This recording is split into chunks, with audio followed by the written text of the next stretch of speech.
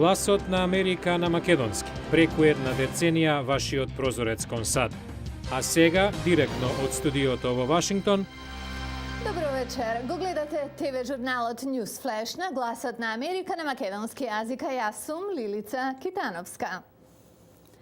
Денес и утре во Балтимор, во Мериленд, ќе се одржи конференција за унапредување на економските и деловни врски меѓу Балканот и Соединетите Американски држави. Повеќе за конференцијата ќе чуеме од нашиот колега Јане Бојаджиевски, кој се јавува од таму.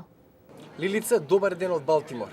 Да повлечам дека ова е прв економски самит од ваков карактер што се одржува во Соединетите Американски држави, на кој присуствуваат шефови на држави, вице-премиери, министри од сите делови на Балканот. Целта е да се промовира меѓусебната билатерална соработка, но и да се унапредат регионалните односи со цел да се привлечат странски инвестиции во тој дел на Европа.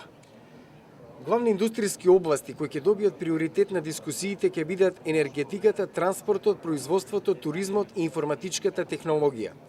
Севкупната цел на Американско-Балканскиот бизнис самит е да се даде дополнителен поттик за соработка на земјите во регионот, да се зајакнат економските и трговски врски на САД со регионот, како и да се приближи Балканот со стандардите за водење бизнис во Европската Унија.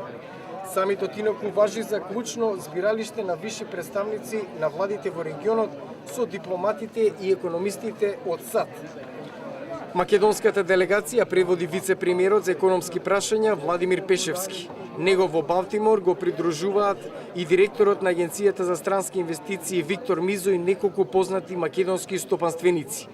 По време на војни нереди кои го одбележаа крајот на минатиот век, средбата има цел за обновување на стратегијата за враќање на индустријата на Западниот Балкан и создавање силно трансатлантско партнерство, базирано врз взаемен економски растеж.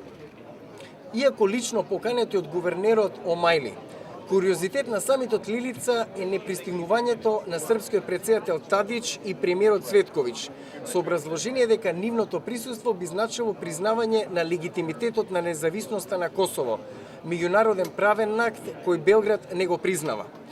Висшиот дипломат од Стејт департментот Томас Кантримен изрази жалење за потегот на српските власти и истакна дека тоа е лоша порака од Балканот, кој тука на Собирот се единствено со една цел – привлекување на странски инвестиции. Јане Бојаджиевски, Глас на Америка на македонски, Балтимор. Од другите настани кои го држат вниманието на светот, големата вест доаѓа од Јапонија.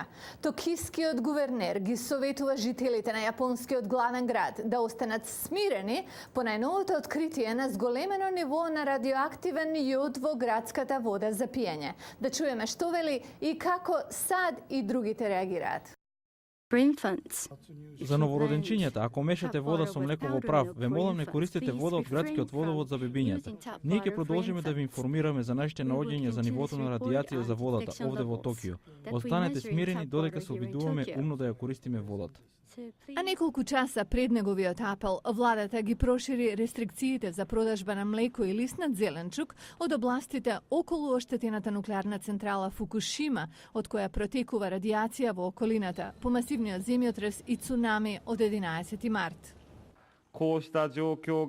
За жал, очекуваме ситуацијата да трае подолго отколку што очекувавме и да спречиме колку е можно повеќе штета од рана фаза. Ставивме забрана за транспорт на контаминиран зеленчук со радијација, за да се редуцира човечкиот контакт со штетни супстанции. Соединетите Американски држави забранија секаков увоз на млеко и млечни производи, свежо овошје и зеленчук од 4 јапонски префектури што ја обкружуваат нуклеарната централа. Екипи работници се евакуирани од централата по 4 часот попладне локално време денес, откако е забележан црн чад од реакторот број 3 на централата.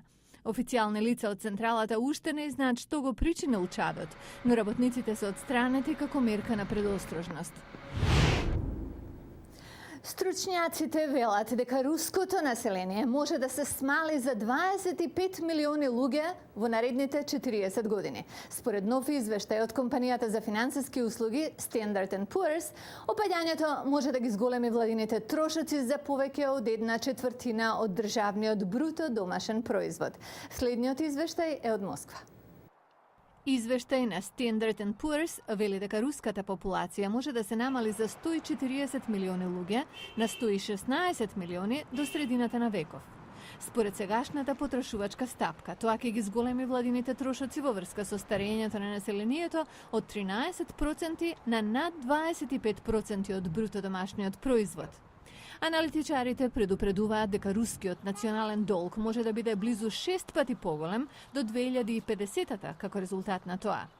Сергеј Закаров, заменик директор на Институтот за демографија на Москва, вели дека големата стапка на смртност е една од најголемите причини за пореметувањето на балансот. Мы имеем такую смертность от внешних причин, от... Смртноста заради несреќи, трауми, труења, убиства, самоубиства, се што е надвор од болест е слична како во Колумбија, држава во која се наркодилерите. Минатиот месец премиерот Владимир Путин најави алоцирање на $50 милиарди за програми за зголемување на наталитетот и подобрување на физичката кондиција на младите. Повеќе пари ќе добијат и програми за намалување на употребата на алкохол и тутун и за едуцирање за здрав животен стил. Демографите предупредуваат дека до 2030-та ќе има еден пензионер на секој вработен во Русија. Еден од очекуваните потези на државата е да се крене старосната граница на пензионирање. Но друга солуција се гледа во привлекување мигранти. Ова последново сепак не е омилена варијанта во Русија, каде национализмот расте. Повторно, Сергеј Закаров од Институтот за демографија.